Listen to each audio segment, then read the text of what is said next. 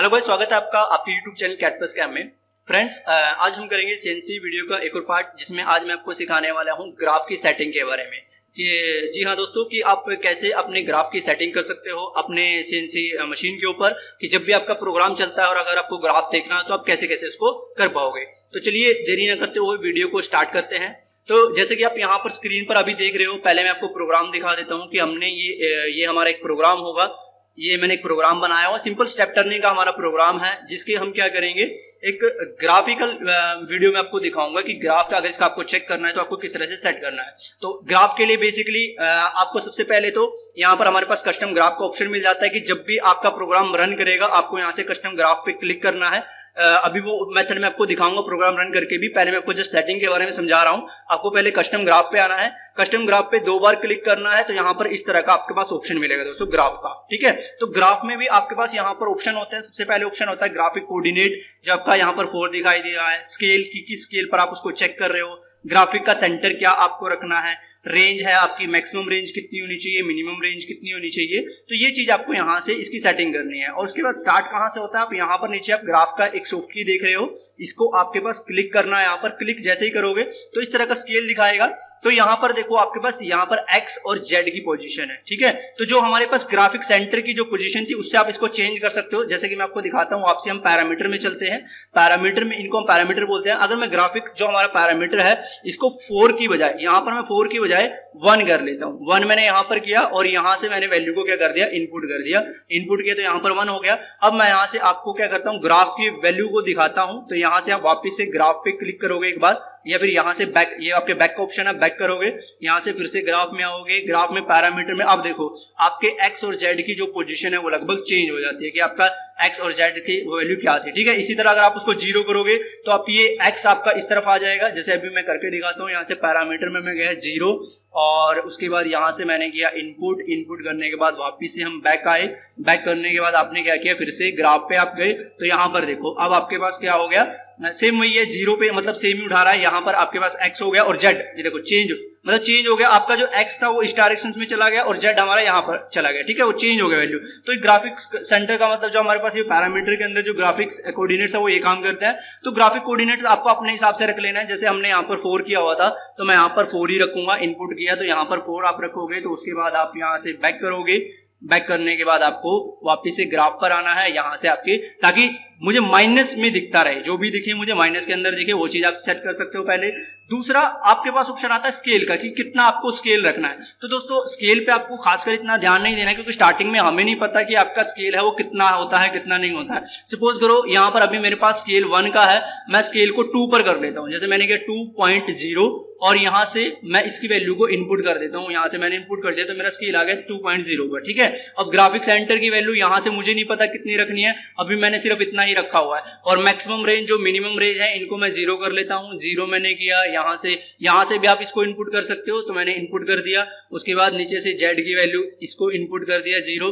तो ये चीज आपने कर दी, मैक्सिमम और मिनिमम सिर्फ मैंने यहाँ पर स्केल। अब यहाँ देखो जैसे ही मैंने इनको 0 किया, स्केल आपका ऑटोमेटिक चेंज हो गया। तो स्केल पे मैं फिर से जाऊंगा, यहाँ पर स्केल की वैल्यू इसको हम कितना रखा था, 2.0 रखा था, और इसको यहाँ से इनपुट कर दूंगा। इनपुट मैंने किया तो ये आपके पास 2.0 हो जाएगी। ठीक है, अब मुझे क्या करना है, वापस से जब आप, अब ग्राफ को कैसे पता लगेगा कि आपको यहाँ पर स्केल तो आ गया, दिखेगा कैसे, तो उसके लिए आपको क्या करना पड़ेगा, प्रोग्राम को रन करना पड़ेगा। प्रोग्राम को रन करने के लिए पहले हम यहाँ पर इस प्रोग्राम को मैं रन करवा लेता हूँ। उसके लिए आप यहाँ से पहले जो हमारा ये मशीन डोर है इसको हम क्लोज कर लेंगे। ये मेरा मशीन डोर क्लोज हो गया। उसके बाद आप यहाँ से ऑटो मोड में आप चला सकते हो डायरेक्टली। ठीक है, मैं यहाँ से ऑटो मोड में ही चला रहा हूँ इसको, क्योंकि मैंने एक बार प्रोग्राम रन करके देखा है, मुझे पता है, और हवा में हम इसको चला रहे हैं। ठीक है, तो यहाँ से साइकिल आपका ऑटो मोड है।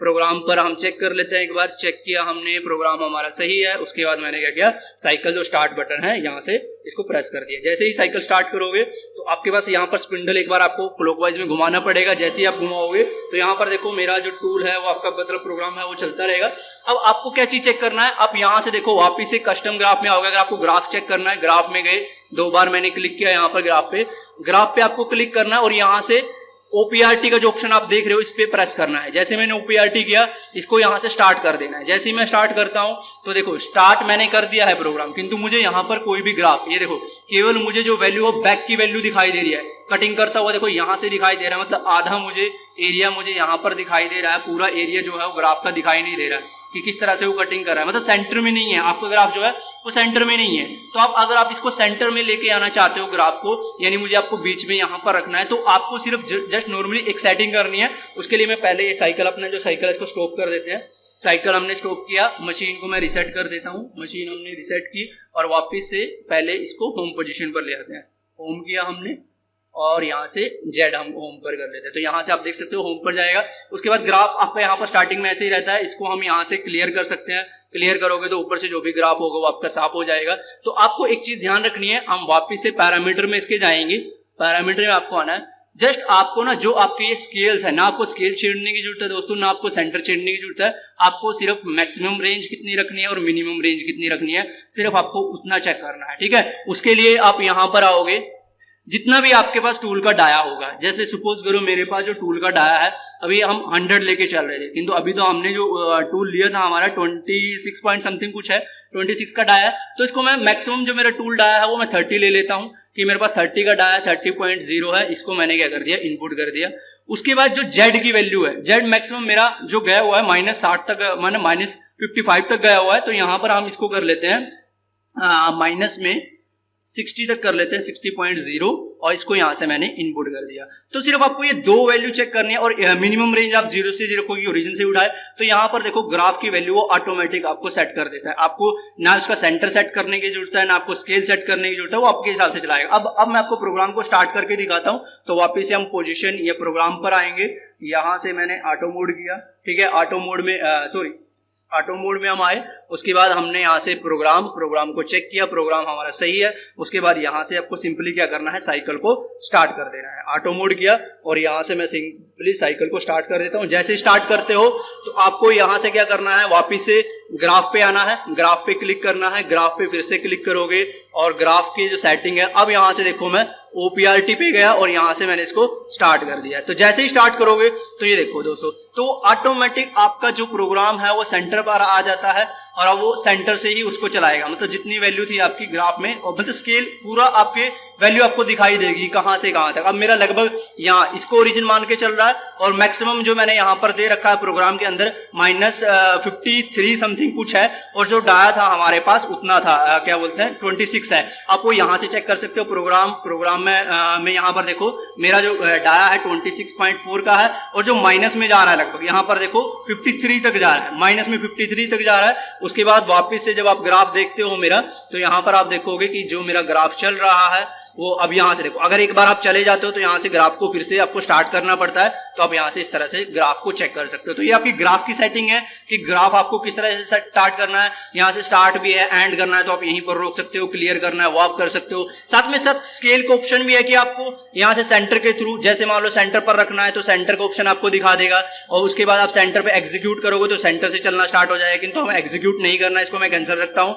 साथ के साथ फिर से स्केल पर जाएगा। एक एरिया भी है, एरिया आप डिफाइन कर सकते हो कि कितने एरिया के अंदर आपको अपना ग्राफ देखना है। यहाँ पर आप 2 बटन देख पा रहे हो, यहाँ से इसको आप चेक कर सकते हो, ठीक है। किंतु आपको कोई भी सेटिंग आपको छेड़ने की जरूरत नहीं है। आप सिर्फ क्या करो, आपके ग्राफ में आओ, यहाँ से मैं इसको कैंसिल कर रहा हूँ। आप सिर्फ अपने ग्राफ में आओ और वहां पर जो हमारे पैरामीटर है, जैसे यहाँ से आप पैरामीटर में चले जाओगे, पैरामीटर में जो हमारे पास जो रेंज है, मैक्सिमम रेंज और मिनिमम रेंज, सिर्फ वो दे दो जितने आपके हिसाब से है। मतलब जितने भी आपका डाया है जिसपे आप काम कर रहे हो, तो वो आपका जो ग्राफ की है वो सेटिंग हो जाएगी। तो उम्मीद करता हूँ कि आपको जो ये ग्राफ से रिलेटेड वीडियो है वो समझ में आया होगा। अगर फिर भी अगर आपको कोई डाउट लगता है तो मुझे नीचे कमेंट सेक्शन में बताइएगा, ठीक है। और इसी तरह मैं आपके डाउट को सोल्व करने की कोशिश करूंगा। उम्मीद करता हूँ कि आपको जो वीडियो है वो पसंद आया होगा। दोस्तों वीडियो अच्छा लगा तो वीडियो को लाइक कीजिएगा, शेयर कीजिएगा और चैनल को सब्सक्राइब जरूर कीजिएगा। आज के लिए इतना ही, इसी तरह मिलेंगे नेक्स्ट वीडियो में। तब तक के लिए थैंक यू फ्रेंड्स, मिलते हैं नेक्स्ट वीडियो में, बाय बाय।